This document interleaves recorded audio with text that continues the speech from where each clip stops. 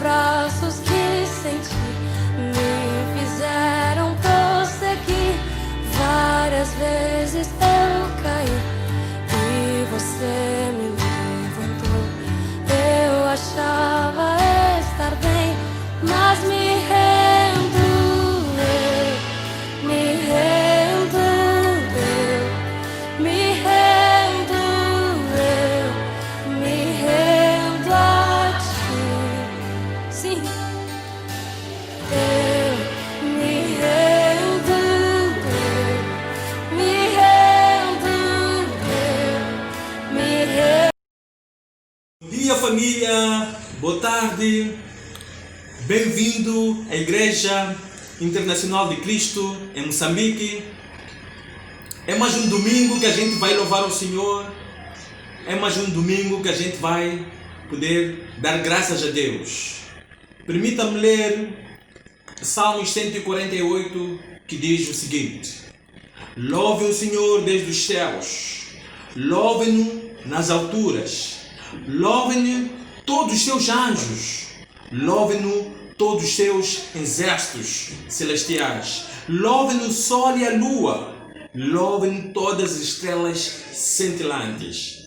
Irmão, minha amiga, nossa família cristã, este é o momento que a gente vai louvar o Senhor através deste culto. É o momento que o Senhor vai falar através da sua palavra. É o momento que a gente vai cantar para o Senhor. É o momento que a gente vai ter a oportunidade de transformar as nossas vidas através da palavra de Deus. Vamos a Deus em oração. Nosso Deus, nosso Pai, Criador do céu e da terra, esteja com o nosso culto hoje.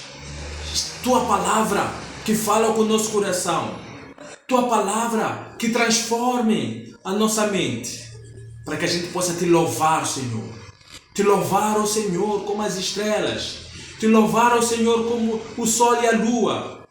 Te louvar ao Senhor como esta natureza, Senhor.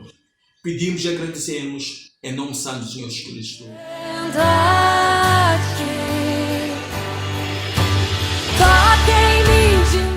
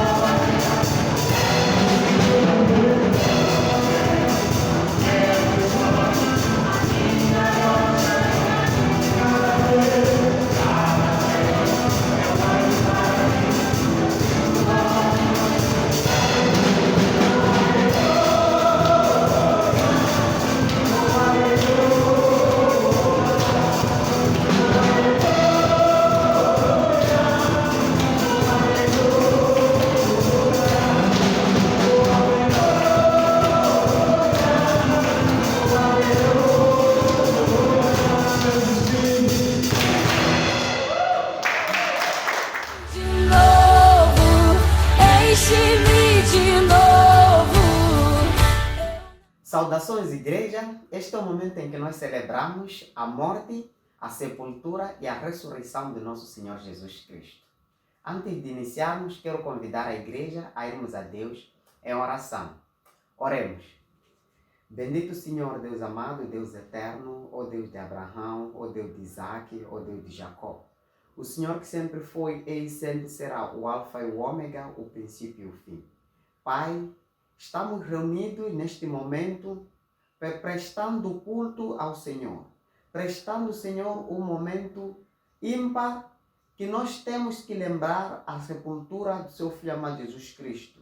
Razão pela qual hoje nós temos para podermos te adorar, para podermos glorificar, para podermos celebrar. Obrigado, Senhor, por ter nos dado esta oportunidade de podermos ter uma conexão com Deus. Pai, muito obrigado pelo sangue derramado naquela cruz. Te peço, Senhor, Deus amado, Deus eterno, que o Senhor Deus Pai Santo possa estar comigo, possa estar com esta mensagem. Que o Senhor Deus Pai Santo possa me usar, que não sejam minhas próprias palavras, mas sim que o Teu Santo Espírito possa me usar para poder falar ao seu povo. Eu quero orar e entregar tudo isso nas Tuas santas e poderosas mãos, confiadamente que essa mensagem poderá transformar nossos corações e impactar vidas. Hoje e todo sempre. Amém. Irmãos, como dizia, este é o momento em que nós celebramos a sepultura, a morte e a ressurreição do nosso Senhor Jesus Cristo. Quero convidar a igreja a lermos juntos a escritura de 1 Coríntios 11, do versículo 25 ao versículo 28. Semelhantemente, também, depois de cear, tomou o cálice, dizendo: Este cálice é o Novo Testamento no meu sangue. Fazei isto todas as vezes que beberdes em memória de mim. Porque todas as vezes que comerdes este pão e beberdes este cálice, anunciais a morte do Senhor até que venha. Portanto, qualquer que comer este pão ou beber o cálice do Senhor indignamente, será culpado do corpo e do sangue do Senhor.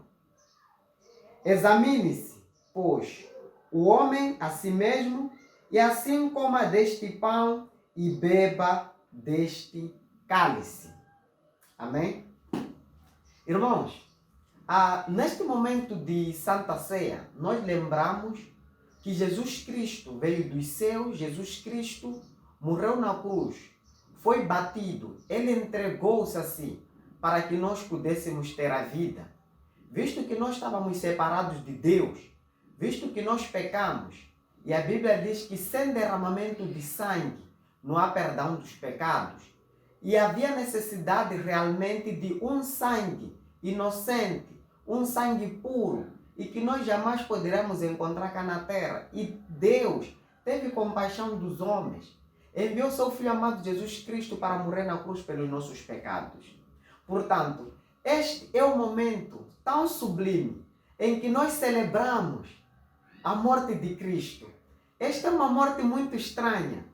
A morte geralmente é caracterizada de choros, mas esta é uma morte diferente. Esta é a morte que dá alegria ao mundo todo. Este é o momento em que nós celebramos. O que celebramos? Nós celebramos a substituição do nosso corpo, a nossa substituição, o momento em que Cristo substitui-se por nós. Pois nós estávamos condenados à morte, mas Cristo veio e faz o pagamento da nossa dívida, dos nossos pecados. Ele nos dá uma oportunidade. Este é o momento em que nós também celebramos a destruição da morte. A partir do momento que Cristo veio e morreu pelos nossos pecados, nós celebramos porque já não existe mais a morte. Basta apenas aceitá-lo como nosso Senhor, nosso Salvador. Também é o momento em que nós celebramos a própria vitória. A vitória em que nós temos a redenção eterna, em que nós temos a vida eterna. Portanto, irmãos, este é o momento em que nós só temos que celebrar. Um outro aspecto a considerar, este é o momento de lembrança. No primeiro versículo, que nós acabamos de ler, que é o versículo 25, a Bíblia diz que nós devemos fazer isto continuamente para podermos nos lembrar deste ato. Deus nunca quer que nós nos esqueçamos que Jesus Cristo fez isso por nós.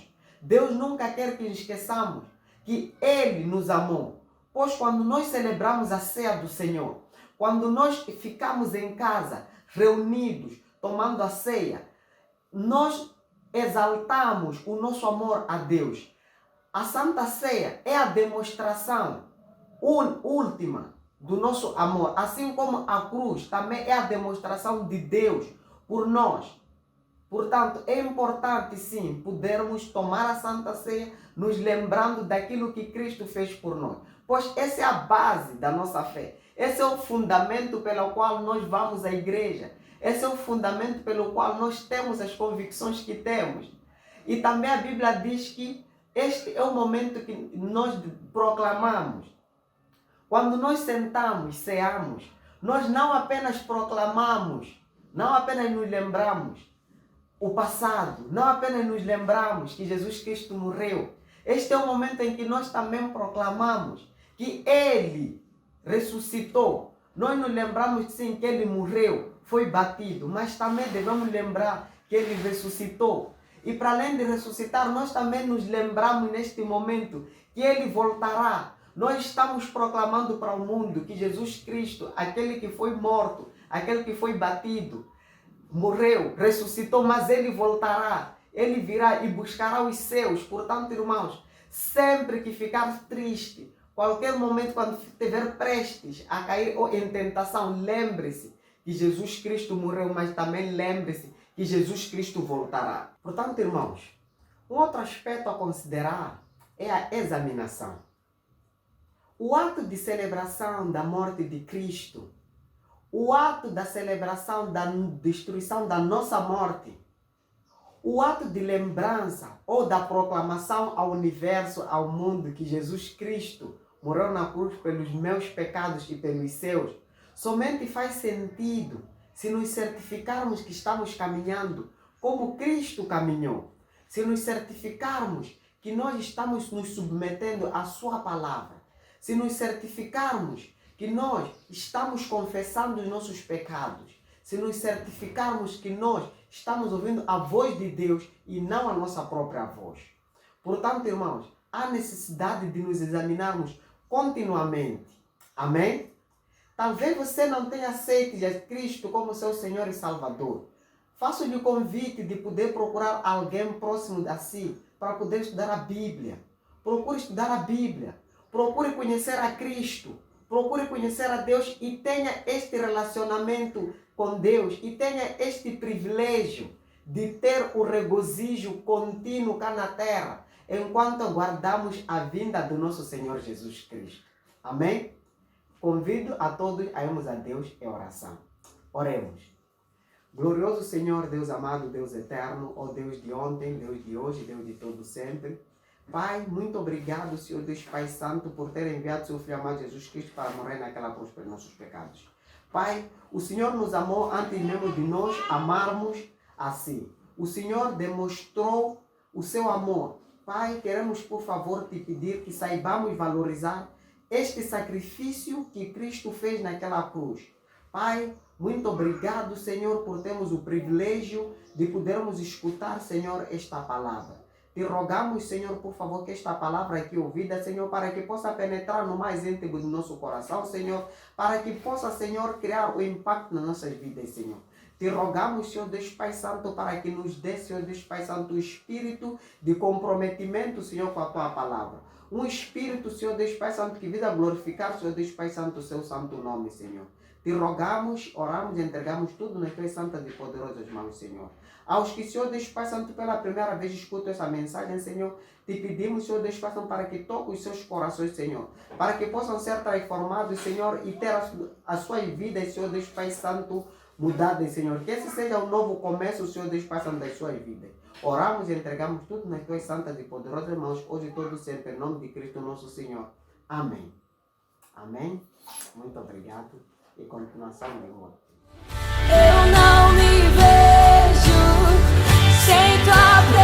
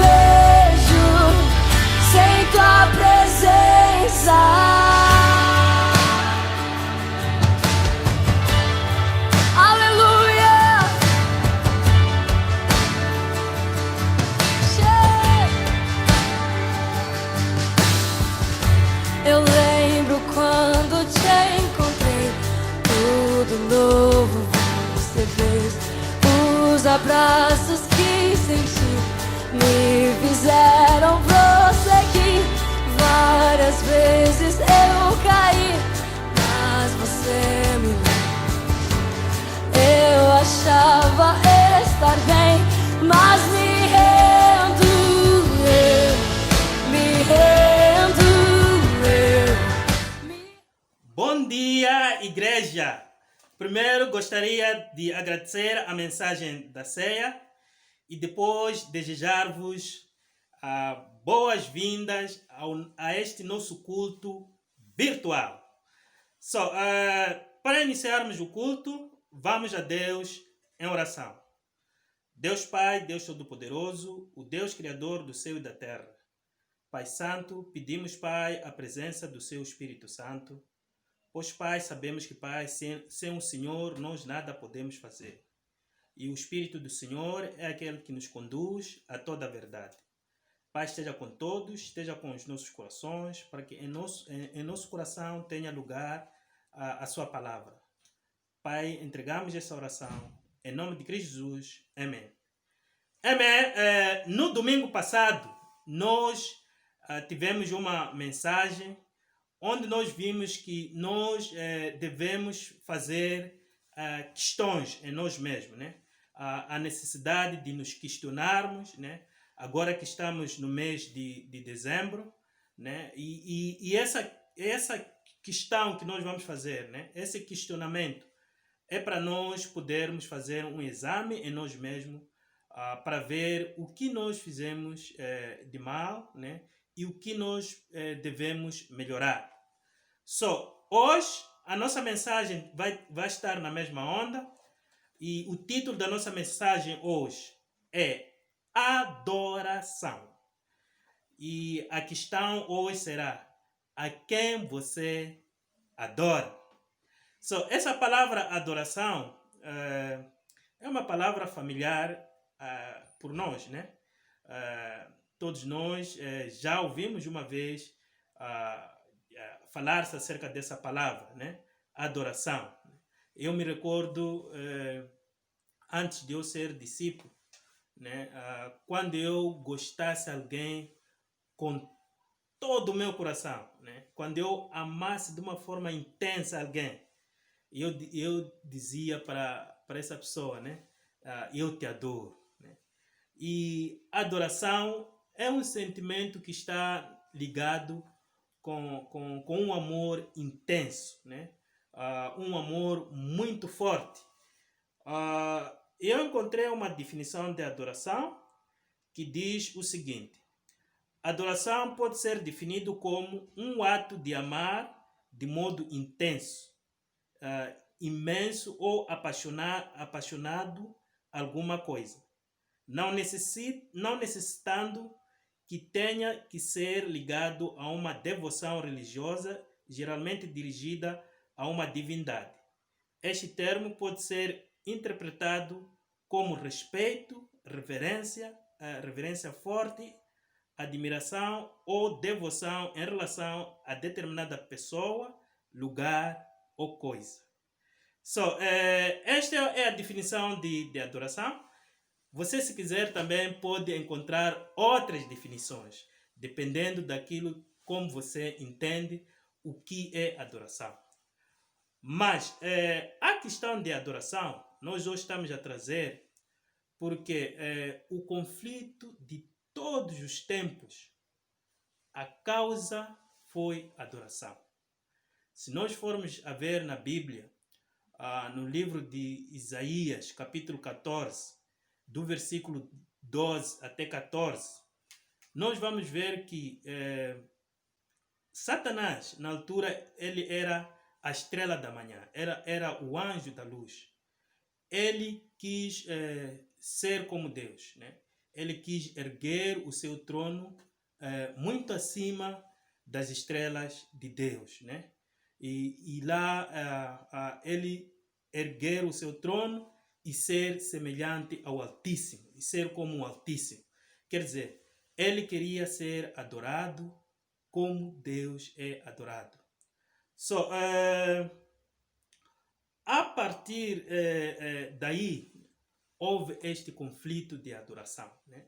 E Deus, no seu livro, em Êxodos 20, do versículo 3 até versículo 6, está assim escrito: não terás outros deuses além de mim.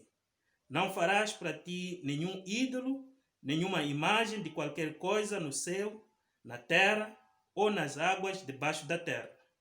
Não te prostrarás diante deles, nem lhes prestará culto, porque eu, o Senhor teu Deus, sou Deus zeloso, que castiga os filhos pelos pecados de seus pais até a terceira e a quarta geração daqueles que me desprezam. Mas trato com bondade até 1000 gerações aos que me amam e guardam os meus mandamentos. Deus está a dizer aqui que não farás para ti nenhum ídolo, né? Nenhuma imagem. Não te prostrarás a qualquer coisa na terra, no céu ou debaixo do céu, né? E essa lei já existia até muito antes da criação do mundo, né? Todo o universo, antes de tudo, a palavra de Deus já existia, a lei de Deus já existia e era conhecida. Ok, e eu não sei como que você era ou como é que você é, né? Agora quanto à adoração, mas eu me lembro que antigamente, antes de conhecer a Jesus Cristo, praticamente eu adorava um Deus dos meus antepassados. Praticamente para mim, o espírito dos meus avós era o meu Deus, né? E quando eu tinha algo muito importante na minha vida, né?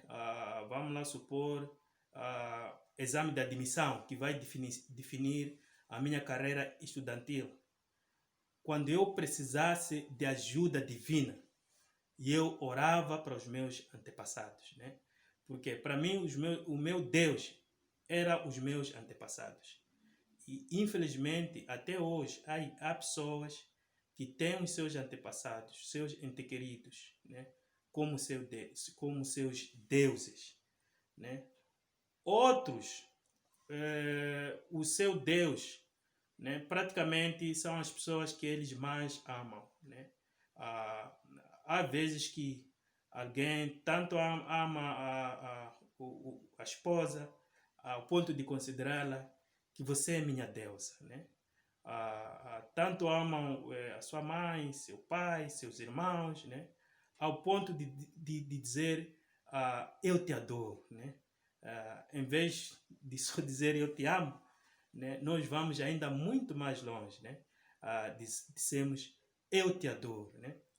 Há pessoas que adoram, por exemplo, os seus partidos políticos, né?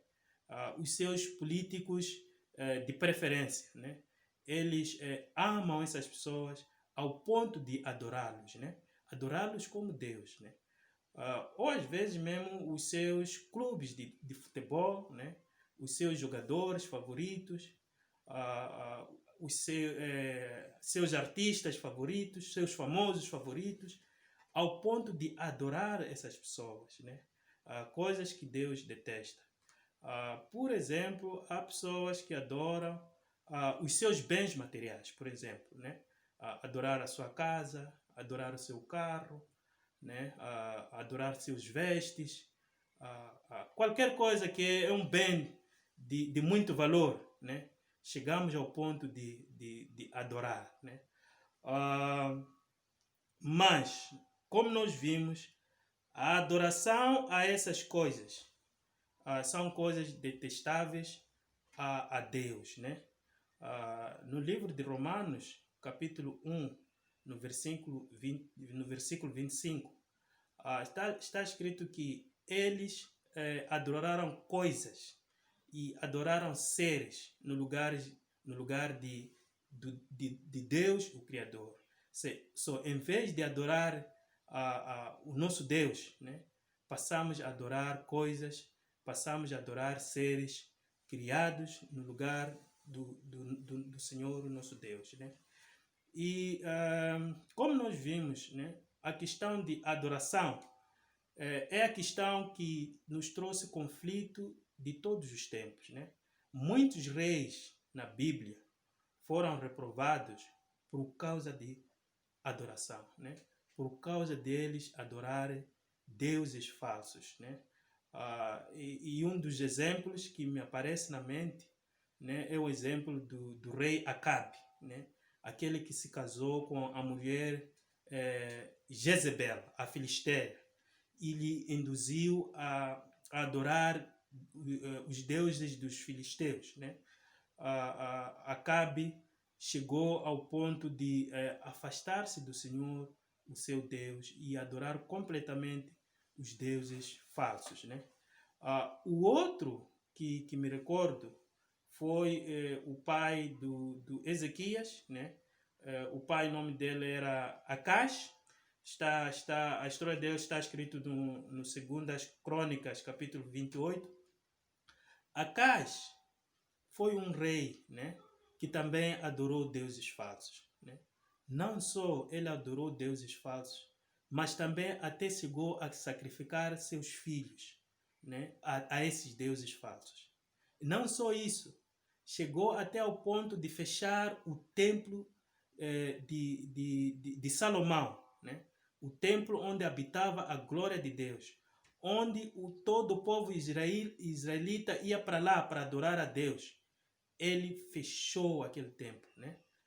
Não fechou por causa de coronavírus, como agora acontece, mas só porque ele não queria que o Deus verdadeiro fosse adorado, né? O outro exemplo é o Joaquim, né? O último rei de Judá, que induziu o povo a adorar outros deuses, até ao ponto de Deus mandar o povo de Judá para o cativeiro na Babilônia, né? Tudo por causa de adoração. Então, a adoração é uma questão que Deus detesta. Mas no meio de tudo isso, nós temos muitos exemplos de pessoas que foram fiéis na adoração a Deus, né? E eu vou dar apenas algum exemplo, né? O exemplo dos amigos de Daniel. Estou-me a referir de Sadraque, Mesaque e Abednego. A história está escrita no livro de Daniel, capítulo 3. Eu vou ler o versículo 1 e depois versículo 4 a versículo 6. Está assim escrito: O rei Nabucodonosor fez uma imagem de ouro de 27 metros de altura, 2 metros e 70 centímetros de largura, e a ergueu na planície de Dura, na província da Babilônia. Então o arauto proclamou em alta voz: Esta é a ordem que lhes é dada. Ó homens de todas as nações, povos e línguas, quando ouvirem o som da trombeta, do pífaro, da cítara, da harpa, do saltério, da flauta dupla e da toda espécie de música, prostem-se em terra e adorem a imagem de ouro que o rei Nabucodonosor ergueu. Quem não se prostrar em terra e não adorá-la será imediatamente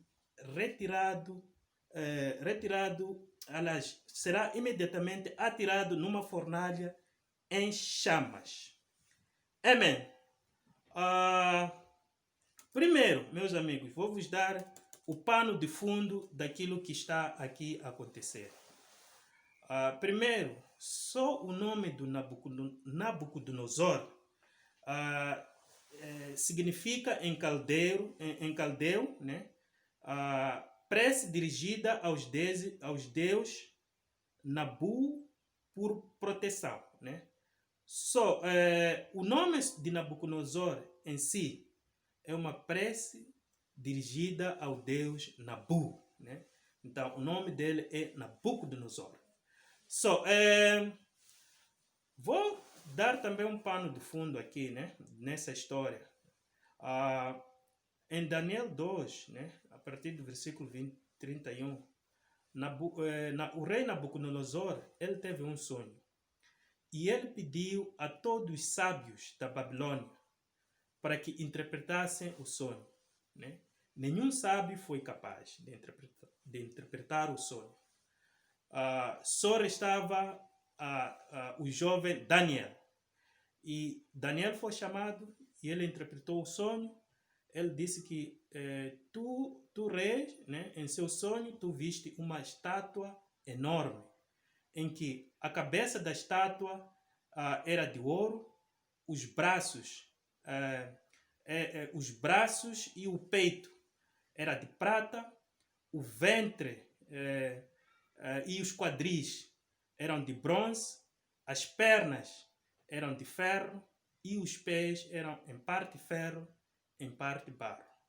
E ele depois disse: Tu, ó rei Nabucodonosor, tu és a cabeça de ouro. O ouro, desde a antiguidade, foi uma peça preciosa, né? Sempre foi preciosa, e o ouro sempre foi ligado com coisas que duram para sempre, né? Eu tenho aqui o meu anel de ouro. O meu anel continua com brilho e não perde o brilho, né? Então, o rei Nabucodonosor, né, talvez ele pensou, né, que o seu reino devia durar para todo sempre, né? E para tal, ele pensou em erguer uma estátua que toda ela era de ouro, né? Toda a estátua de ouro. E ele ergueu essa estátua. A estátua tinha 27 metros de altura, né? E 2,7 metros de largura. Era uma estátua muito enorme. Nós, aqui em Moçambique, a estátua mais grande que nós temos é a estátua de Samora Machel, que está ali na Praça da Independência, né? Aquela estátua tem 9 metros de comprimento, né? E é feita de bronze, não é feita de ouro, é de bronze. Essa estátua de Nabucodonosor era 3 vezes maior que aquela estátua de Samora Machel. 27 metros de altura e toda ela de ouro.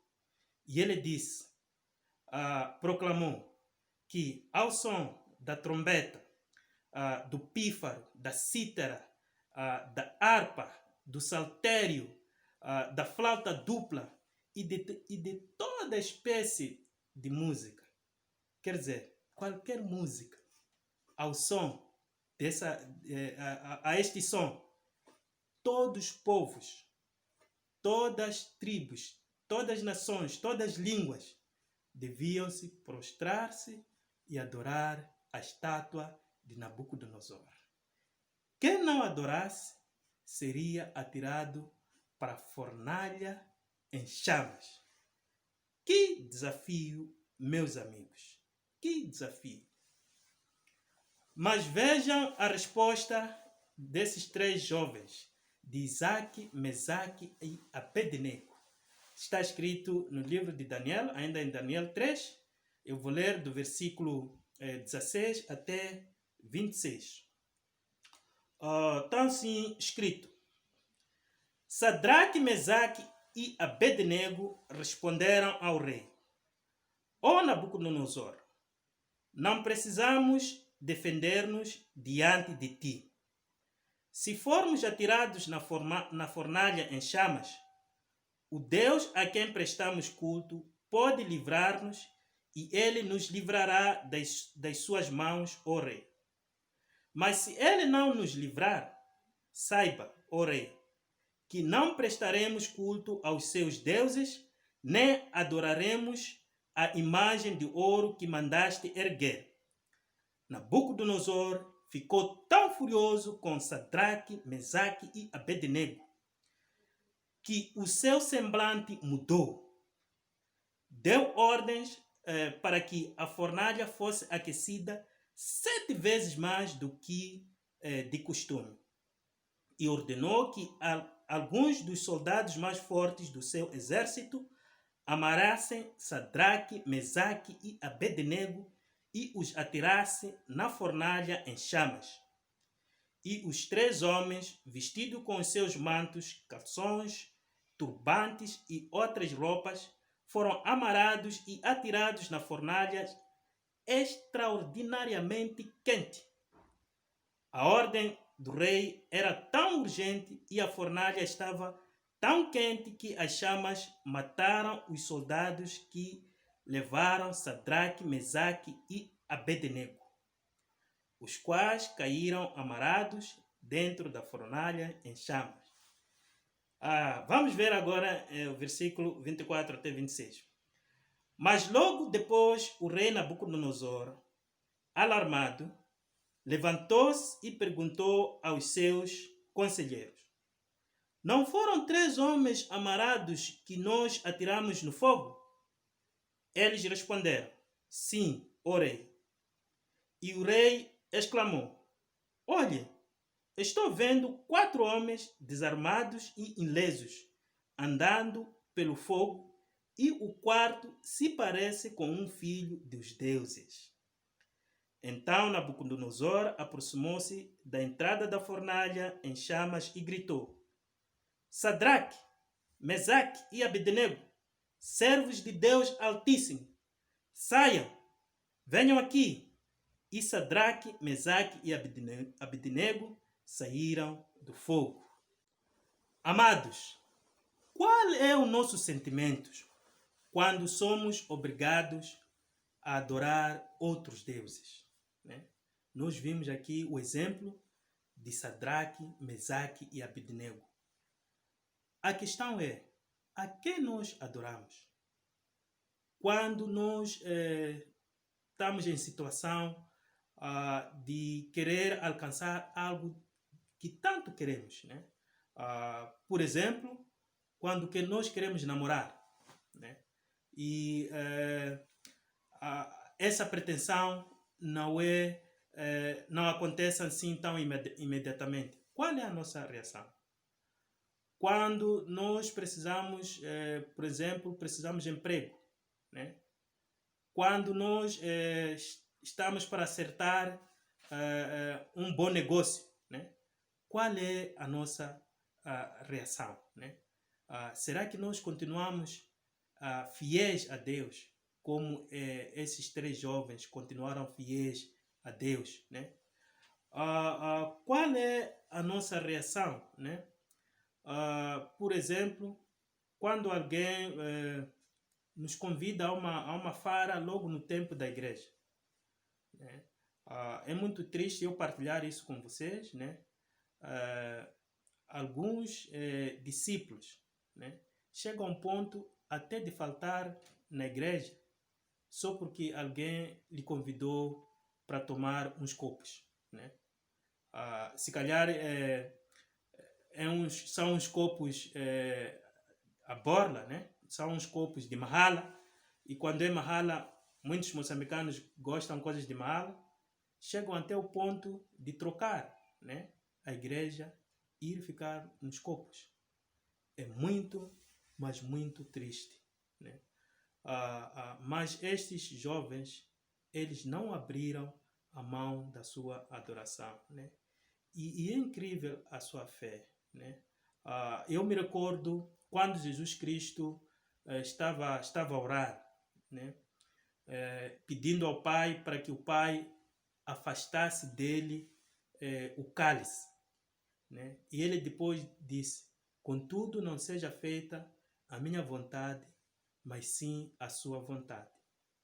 Estes jovens tiveram atitude semelhante. Eles confiaram em Deus, confiaram que Deus havia de lhes proteger. Mas eles disseram o seguinte: Mas se ele não nos livrar, saiba, ó rei, que não prestaremos culto aos seus deuses, nem adoraremos a imagem de ouro que mandaste erguer. Quer dizer, ainda que a vontade de Deus não fosse de lhes livrar, mesmo assim, eles não haviam de abrir mão da sua adoração a Deus. Que grande fé, né? É como quem diz, meu Deus, eu te adorarei, né? Ainda que eu esteja passando por tribulações, ainda que eu esteja passando por tempos difíceis, né? Ainda que todo mundo me force a adorar a outros deuses, né? Eu continuarei fiel, né?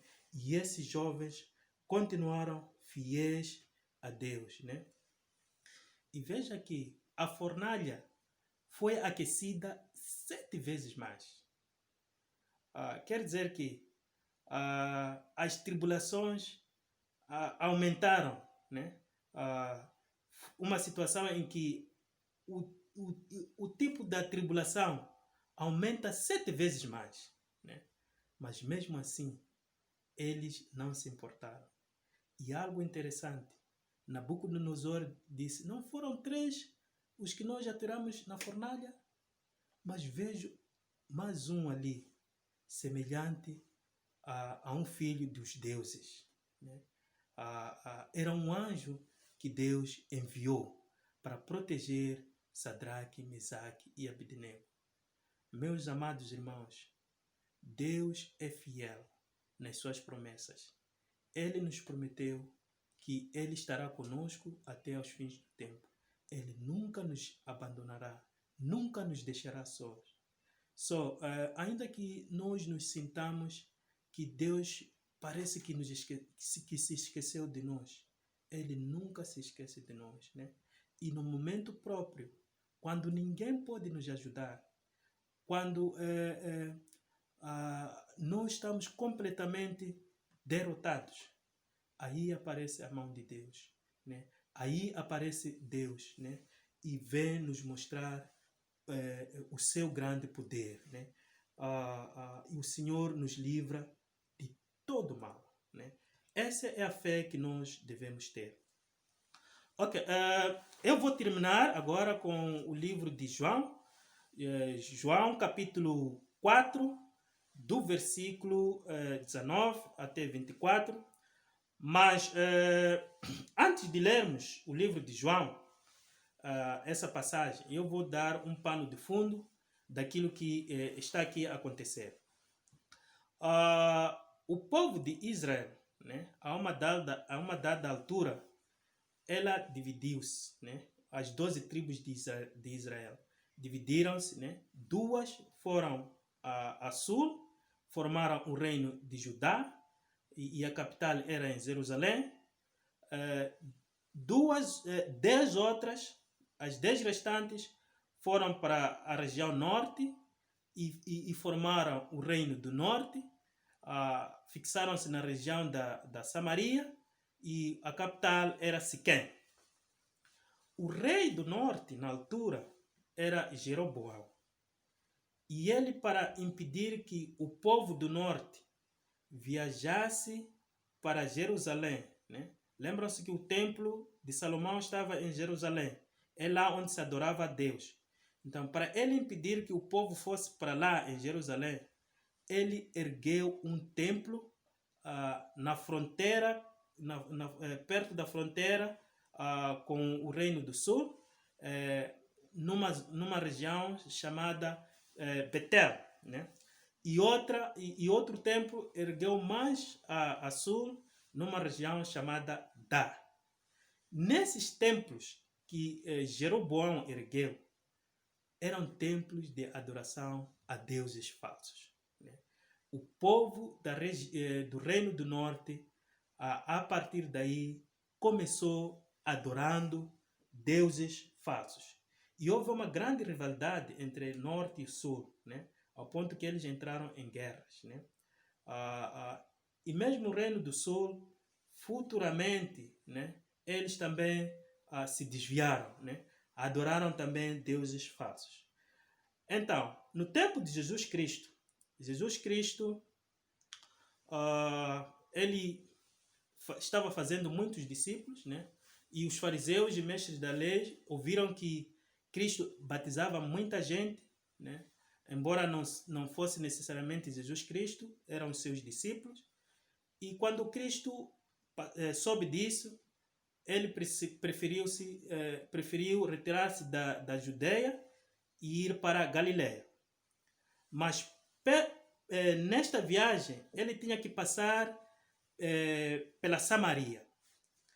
Ao passar em Samaria, eram lá para as 2 horas, meio-dia, era meio-dia, e ele, cansado, sentou-se perto de um poço, né, que Jacó tinha oferecido ao seu filho José.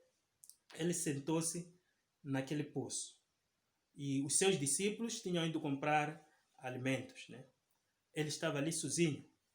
Nisso apareceu uma mulher samaritana e Cristo pediu-lhe água para beber, né? E a mulher respondeu: como é que você, sendo um judeu, pede um samaritano, né? De fato, os judeus e os samaritanos não se davam praticamente, né? E Cristo foi dando o seu ensino, quando no versículo 19 até 24, Cristo diz o seguinte: disse a mulher, Senhor, vejo que é profeta. Nossos antepassados adoraram neste monte, mas vocês, judeus, dizem que Jerusalém é o lugar onde se deve adorar. Jesus declarou: creia em mim, mulher. Está próxima a hora em que vocês não adorarão o Pai, nem neste monte, nem em Jerusalém. Vocês, samaritanos, adoram o que não conhecem. Nós adoramos o que conhecemos, pois a salvação vem dos judeus. No entanto, está chegando a hora, e de fato já chegou, em que os verdadeiros adoradores adorarão o Pai em espírito e em verdade. São estes adoradores que o Pai procura. Deus é espírito e é necessário que os seus adoradores o adorem em espírito e em verdade. Palavra do nosso Senhor Jesus Cristo. Jesus Cristo está aqui a dizer que nós agora não precisamos viajar para um sítio específico, né? Um sítio especial para ir adorar a Deus, né? Não precisamos viajar para uma cidade supostamente santa para ir adorar a Deus. Não precisamos peregrinar para um monte para ir adorar a Deus, né? Deus agora é adorado em qualquer sítio e a qualquer hora, né? Não precisamos esperar necessariamente que seja dezembro, né, para começar a adorar a Deus, né? Em qualquer mês do ano nós podemos adorar a Deus, né? Não precisamos que alguém venha nos recordar, né, que devemos adorar a Deus, né? Nós mesmos, né, em espírito e em verdade, temos a nossa consciência que devemos adorar a Deus, né? Deus é adorado em espírito e em verdade. E Jesus Cristo diz: são estes adoradores que o Pai procura. Meus irmãos, como nós vimos, né, a questão de adoração é muito séria para Deus, né? Deus não abre mão em nada quando nós adoramos outros deuses. E nós vamos, em Apocalipse, lá mais à frente, nós vemos que há uma grande luta, há uma grande guerra que vai existir, né, entre os adoradores da besta, que levaram a marca da besta, e os adoradores do Deus Altíssimo. Haverá uma grande luta. Tudo isso por causa de adoração. A quem você adora? Este é o tempo de nós fazermos questionamento em nós mesmos. A quem nós adoramos, né? Só vamos permanecer fiéis na nossa adoração, assim como Sadraque, Mesaque e Abednego, que permaneceram fiéis ainda que as tribulações foram muito mais agravadas. Mesmo assim, eles permaneceram fiéis. E no devido tempo, o anjo lhes livrou. O anjo lhes protegeu. No devido tempo, o Deus estará sempre conosco. Jesus Cristo nos prometeu que estará conosco. Esta é a mensagem que nós tínhamos para hoje. Muito obrigado pela vossa atenção. Para fechar, vamos a Deus em oração. Deus Pai, Deus Todo-Poderoso, o Deus Criador do céu e da terra, o Deus de todas as coisas visíveis e invisíveis. Pai Santo, muito obrigado, Pai, pela mensagem que o Senhor nos concedeu, Pai. Oro, Pai, para que nós adoremos o Senhor em espírito e em verdade, pois é disso que o Senhor se agrada, Pai. Ajude-nos, Pai, a caminharmos nesse mundo de trevas. Ajude-nos, Pai, a renunciarmos o mal. Ainda, Pai, que as tribulações se agravem. Oro, Pai, para que cada um de nós esteja firme na fidelidade e na obediência à sua palavra. Pai Santo, esteja com todos os irmãos, todos aqueles, Pai, que procuram viver a santidade que há na sua palavra, que procuram agradar o Senhor. Pai, seja com todos. Oramos e entregamos essa oração em nome de Cristo Jesus. Amém. Amém. Muito obrigado. Obrigado pela vossa atenção. Obrigado, igreja.